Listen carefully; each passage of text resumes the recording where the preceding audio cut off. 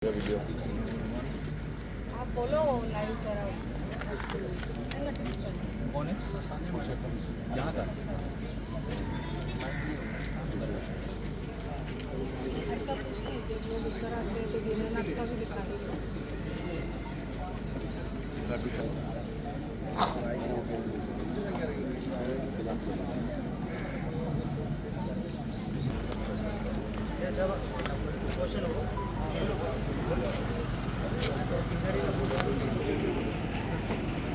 उधर से ना भाई एक मार दो वो साइड जाके ना हॉस्पिटल दिखा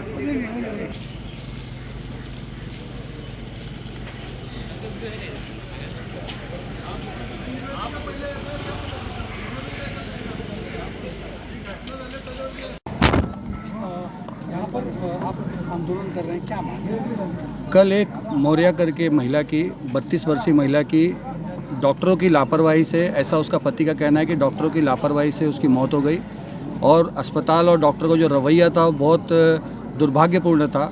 न उसको जानकारी दी जा रही थी उसको। यहाँ ये KDMC की अस्पताल है, यहाँ पे सारी सुविधाएं इनको रखनी चाहिए जो नहीं रखी। एक इंजेक्शन लाने के लिए उसको भेजा गया, 1 घंटा वो बेचारा इंजेक्शन के लिए भागता रहा। चक्की नाका पे अमय हॉस्पिटल के यहाँ पर उसको इंजेक्शन मिला। आते आते उसकी पत्नी ने दम तोड़ दिया था। उसके बाद में अस्पताल वालों ने 2 घंटे तक उसको गेट से बाहर रखा और हमने जब ये जानकारी इकट्ठा की तो ये पता चला कि ये अस्पताल में ICU नहीं है, यहाँ पे इमरजेंसी की जो सुविधा होनी चाहिए वो नहीं है। और भी कई यहाँ के जो पहले के पेशेंट हैं उन्होंने बताया कि यहाँ पे ऐसी घटनाएं होती रहती हैं। तो हमारी ये मांग है कि जिस आशा वर्कर ने, अच्छा इसमें महत्वपूर्ण है कि एक आशा वर्कर ने इसको पथरी का इलाज है, पेट में दर्द हो रहा था तो पथरी के इलाज के लिए उसको यहाँ पे आके एडमिट कराया था। तो वो आशा वर्कर कौन है जिसने पथरी बोल के यहाँ पे उसको लाया और यहाँ पे डॉक्टरों की क्या ट्रीटमेंट हुई। और जो ये जो एग्रीमेंट है ये वेस्टर्न हेल्थ केयर कंसल्टेंसी प्रीति ससाने करके कोई है, तो उनको ये कैसे मिला हुआ है, इनके नॉर्म्स क्या हैं। कल से हम बात कर रहे हैं कि CCTV फुटेज दिखाया जाए और अगर ये अस्पताल फिट है दवाइयों के लिए, इलाज के लिए, तब तो ठीक है, नहीं तो मेडिकल ऑफिसर आके इसको जांच करे। और अगर अनफिट ये अस्पताल है, यहाँ पे सुविधा नहीं है, तो जितने भी दोषी है उन पे मामला दर्ज होना चाहिए और इस अस्पताल में जो भी एडमिट है उनकी जान बचाने के लिए उनको कहीं सेफ जगह शिफ्ट होना चाहिए। या कल्याण डोंबिवली महानगरपालिकेचा आरोग्य विभाग जे आहे ते अंधाधुंद कारभार करते. पेशंटच्या जीविताशी खेळण्याचं काम नेहमी करत असतं. याच्या अगोदर शास्त्रीनगर हॉस्पिटलला ही घटना घडली आहे.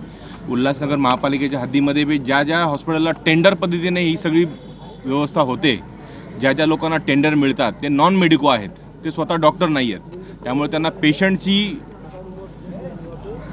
आरोग्य व्यवस्थित त्यांना काही माहिती नसल्या कारणामुळे ह्या सगळ्या घटना घडत असतात. यांच्यावरती गुन्हा दाखल झाला पाहिजे. जोपर्यंत ह्या नॉन मेडिको टेंडरवाल्यावरती गुन्हा दाखल होणार नाही तोपर्यंत हॉस्पिटलची यंत्रणा महापालिकेची सुधारणार नाही.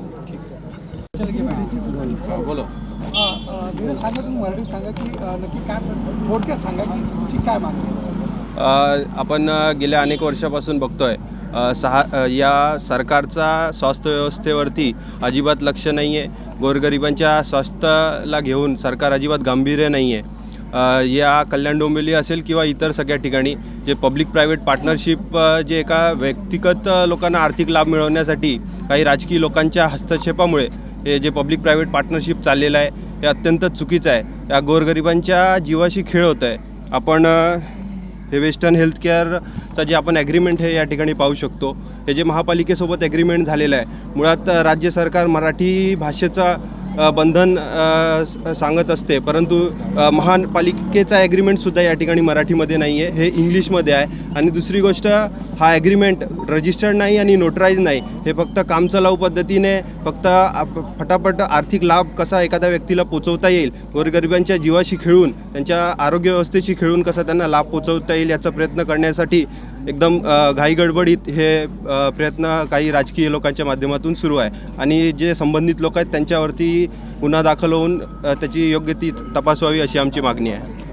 काय भूमिका असणार आहे आता सध्या तुमची काय भूमिका आहे? काल ज्या महिलेचं दुर्दैवी इथं ह्यांच्या हलगर्जीपणामुळे जी महिला गेलेली आहे, 30 वर्षाची तरुण महिला आहे, तर तिच्या बाबतीत ह्यांनी जी काही हलगर्जीपणा दाखवलेला आहे, मुळात इथं डॉक्टर्स नाही आहे आणि हे जे हॉस्पिटल आहे कल्याण डोंबिवली महानगरपालिकेचं हे शासकीय रुग्णालय असून ते कुठल्या तरी कॉन्ट्रॅक्ट पद्धतीने कोणतरी प्रीती ससाने मॅडम आहे तिला दिलेलं आहे. ती डॉक्टर आहे का? आणि इथे ज्या डॉक्टरांनी तिला तपासलं त्या डॉक्टरांची डिग्री काय आहे, ते इथे कायमस्वरूपी डॉक्टर म्हणून आहेत का कॉन्ट्रॅक्ट पद्धतीने आहेत ते बघायला पाहिजे. आणि दुसरी अशी गोष्ट की जी महिला जीवानिशी गेलेली आहे ती अत्यंत गरीब कुटुंबातील आहे, त्या महिलेच्या पतीला नुकसान भरपाई म्हणून एक चांगली रक्कम मिळाली पाहिजे. शिवाय जो हलगर्जीपणा ज्यांनी दाखवला त्यांच्यावरती कठोरातली कठोर कारवाई व्हायला पाहिजे. आज दीनानाथ मंगेशकर हॉस्पिटलचं जे प्रकरण गाजत आहे तसंच इथे ही कालचीच दुर्दैवी घटना नाही आहे. 1 महिन्यापूर्वी कल्याण डोंबिवलीच्या शास्त्रीनगर रुग्णालयात देखील एका गर्भवती महिलेचा मृत्यू झालेला आहे. तर इथे महिलांच्या आरोग्याचा प्रश्न गंभीर आहे आणि शासन लाडकी बहीण बोलून निद्रिस्त आहे.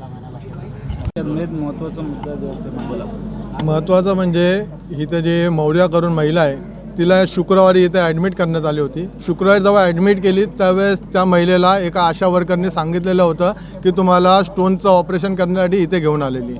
त्यांची पूर्णपणे यांना दिशाभूल करून इथे त्यांना ॲडमिट करण्यात आलं होतं आणि मुळामध्ये हे आशा वर्कर आणि डॉक्टर यांचा पूर्ण संगमत करून एक मोठा रॅकेट करतायत इथं आणि महिलांचं गर्भनिरोधकचं ऑपरेशन करतायत आणि महिलांचं गर्भनिरोधकचं ऑपरेशन करून हे पूर्णपणे ह्यांचा सगळ्यांचा साठलोटा करून कुठं ना कुठं गव्हर्नमेंटकडनं त्याचं मानधन घेऊन त्या गोष्टीचं काम चालू आहे इथे.